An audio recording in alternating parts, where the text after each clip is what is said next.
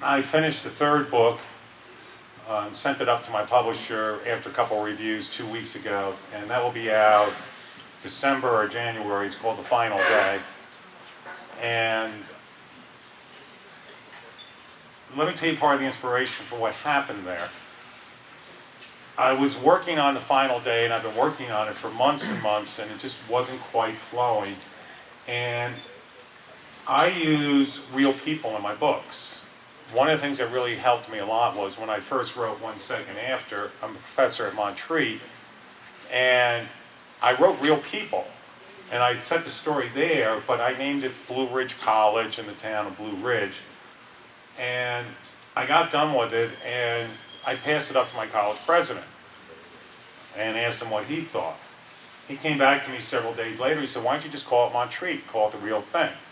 I was like, "Well, I don't know how you guys would react to that." He said, "No, please do it." And it was a major thing because it enabled me to really write about my hometown. I think I told you what inspired me to write it that way.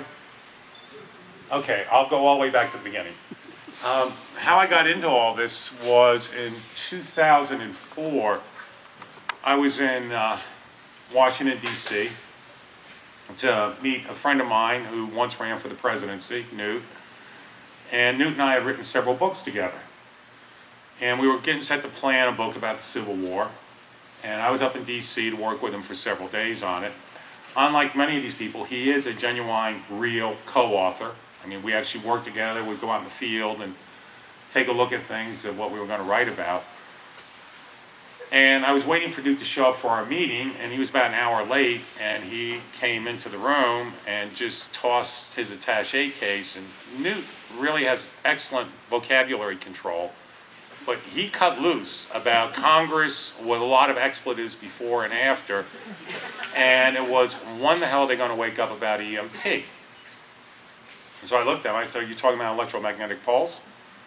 And he's like, "How do you know about that?" I said, "Well, one of my minors in grad school was military technology." That started a conversation that went for the rest of the day. The Civil War was forgotten. And here's the irony of that moment.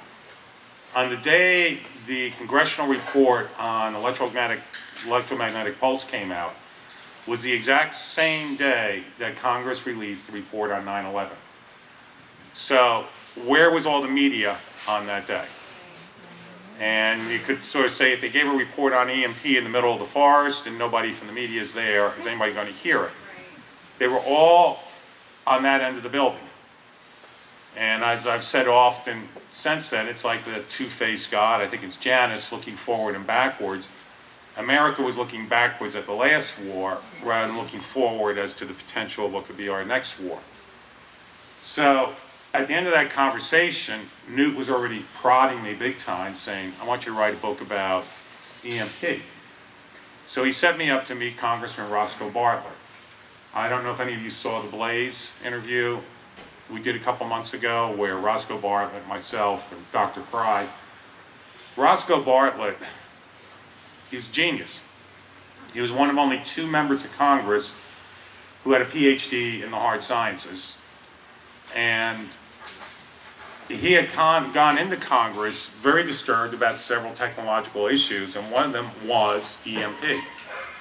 So I went and saw him the next day, and he really hit me with the comment. He said, "The problem with EMP is there's no constituency. And to try and get anybody to act on it in Congress is impossible." How many of you heard my chimpanzee analogy? Okay. For example, about 4 or 5 years ago, Congress passed a bill outlawing the private ownership of chimpanzees, which should make you all feel better. I actually got rid of mine before Robin came along. But in all seriousness, you know why Congress outlawed chimpanzees? It was because of the horrible thing that happened to one woman. Remember, she lost her face, and then she was on Oprah and took the mask off, and all of America gasped. And some congressman said, "We've got to address the threat of chimpanzees in America." And if you're familiar with how the political process works, to get a bill passed cost tens of millions of dollars. So you should all rest assured that nobody owns a chimpanzee in America now, at least legally. The illegal market in chimpanzees, we're not going to go into that. But here we have the threat of EMP and nobody was paying attention. So Congressman Bartlett asked me, he sort of charged me, he said, if you could get the word out to the general public, maybe someday something will happen. So thus it was. I drove home that night, got home in Black Mountain about 2 in the morning, and one of the great things about teaching college is you always got a lot of babysitters available. My daughter was 10, yeah, I think she was 10 at the time, and paid the babysitter, and I went in, I'm a single dad, and I peeked in and looked at my daughter, and I just started to cry. I was like, what's going to happen to my kid? Excuse me. Following day, I go up to the nursing home where my dad is fighting out the last months of his life, and I asked one of the staff there, what happens if the power goes off? I mean, for real. And she said, well, Bill, we got bottled oxygen, because my dad was on respirator part of the time. And I said, well, let's run out of the bottled oxygen. She finally said, well, you'd have to use a squeeze ball. And I was like, okay. So then I have to make the decision when I'm so tired I can no longer push oxygen into my father's lungs, and then I sit back and watch him die. So these things were haunting me for about a year, and I kept trying to write a book, sort of like a Clancy-esque, you know, bad guys have 3 EMPs, our hero prevents one goes off course or whatever. And what finally hit me was, it was my college graduation, 2005, and I'm sitting on the stage, I'm looking at kids in the audience who Montreat's a small school. By the way, if you got nothing to do on Sunday, we're celebrating our 100th anniversary. And it suddenly hit me. What happens to us? What happens to my students? What happens to my family? What happens to my daughter? What happens to my dogs? What happens? My father had passed at that point, but people had gotten to know there. And that's how I recast the book. I made it a very personal, very claustrophobic, what they call POV, one point of view. I wrote the book and then had 4 years of running arguments with an editor who didn't want to publish it that way and prophesized it would never sell. We're good friends now, and he still has his job. And now here's the frustrating thing. Congressman Bartlett was thrilled. He actually, the publisher gave him 535 copies, actually a bit more. And he had his staff personally deliver a copy to every member of Congress as a wake-up call. Twice, a bill, one was called the SHIELD Act, actually got all the way through the House, and then one member of the Senate blocked it because it didn't have the perks in it that she wanted.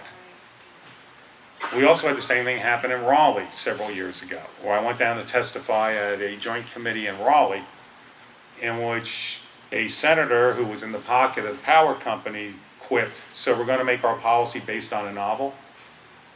I won't repeat what I said off mic to him. And I wrote the book originally thinking, oh, what the hell, I'm going to get the government to do something. We're going to harden our system, or we'll harden our state. I never dreamed it was going to be the bottom up. It's going to be us. It's going to be we the people. It's going to be you guys. And we've all finally woken up. They're not going to take care of us. It's going to be us. And I remember when Jan called me, where are you, Jan? Jan's a little bit shorter than me, so it's like, hi. And do you remember when you first called me up? And I asked you, she was doing a conference over at the community college. And that was the very first call I ever had to talk. I'd been out in Albuquerque for a conference. And I remember you said, I asked you how many, you said, I figure about 60 to 100 people will show up. And then the day I pulled up, there were 600 people there. And that was the beginning of my, what is going on here? And that was what, in 09 or 10? Yeah, it was the summer of 09. By the way, you saved my car that day. Remember a storm came up? And right where I parked my beautiful little Z, I came home and there was a huge oak tree sitting where the Z was. So thank you. You've done two great favors. You saved my favorite car and you introduced me to my wonderful wife. Is John North here? John writes for the Daily Planet, and Robin was a columnist with John, and that's how we met as well. But anyhow, I never dreamed to see what I'm now seeing.